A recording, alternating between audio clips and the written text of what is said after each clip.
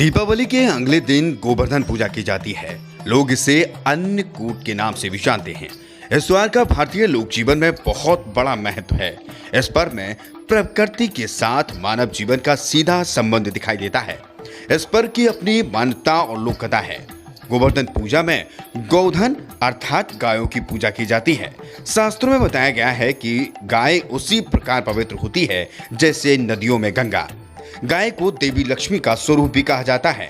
देवी लक्ष्मी जिस प्रकार सुख समृद्धि प्रदान करती है, उसी प्रकार गौ माता भी अपने दूध से स्वास्थ्य रूपी धन प्रदान करती है।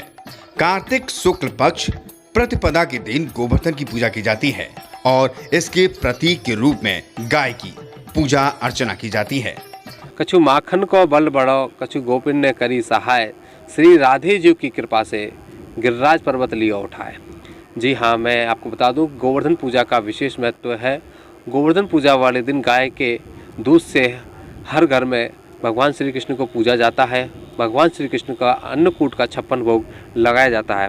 कहा जाता है जब भगवान श्री कृष्ण गोवर्धन में थे तब भगवान ने इंद्र का घमंड चूर किया था और तब अपनी उंगली पर यह गोवर्धन पर्वत उठाया था। तभी से भगवान श्री कृष्ण का अन्नकूट का 56 भोग का महाप्रसाद बड़े ही उत्साह, उमंग और श्रद्धा भाव के साथ भगवान को समर्पित किया जाता है। गोवर्धन पूजा के संबंध में एक लोक कथा प्रचलित है। कथा यह है कि देवराज इंद्र को अपमान हो गया था। इंद्र का अपमान चूर करने हेतु भगवान श्री कृष्ण, जो स्वयं लीलाधारी श्री हरि के अवतार हैं, ने एक लीला रची। प्रभु की इस लीला में यूं हुआ कि एक दिन उन्होंने देखा सभी ब्रजवासी उत्तम पकवान बना रहे हैं और किसी पूजा की तैयारी में जुटे हैं। श्री कृष्ण ने बड़े भोलेपन से मैया यशोदा से प्रश्न किया, मैया, यह आप लोग किनकी पूजा की तैयारी कर रहे हैं? कृष्ण की बातें सुनकर मैया बोली, लल्ला, हम देवराज इंद्र की पूजा के लिए अन्नकूट की तैयारी कर रहे हैं। मैया के ऐसा कहने पर श्री कृष्ण बोले, मैया, हम इंद्र की पूजा क्यों करते हैं? मैया ने कहा, वह वर्षा करते हैं जिससे अन्न की उपज होती है, उनसे हमारी गायों को चारा मिलता है। भगवान श्री कृष्ण बोले, हमें तो गोवर्धन पर्वत की पूजा करनी चाहिए क्योंकि हमारी गाय वहां चरती है। इस दृष्टि से गोवर्धन पर्वत ही पूजनीय है और इंद्र तो कभी दर्शन भी नहीं देते, वह पूजा न करने पर क्रोधित भी होते हैं। अतः ऐसे अहंकारी की पूजा नहीं करनी चाहिए। मैं इस समय मौजूद हूँ गिरिराज दानघाटी मंदिर गोवर्धन में।